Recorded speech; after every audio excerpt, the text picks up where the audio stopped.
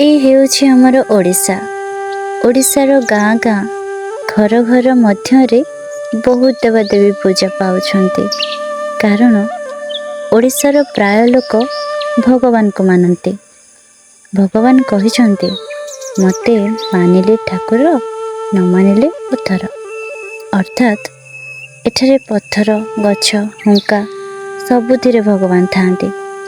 ଏ ପବିତ୍ର ରାଜ୍ୟରେ ରହିକି ବି ଲୋକ ଭଗବାନଙ୍କୁ ମାନୁନାହାନ୍ତି। ସେମିତି ଏକ ସୁନ୍ଦର କାହାଣୀ ନେଇକି ଆମେ ଆସୁଛୁ।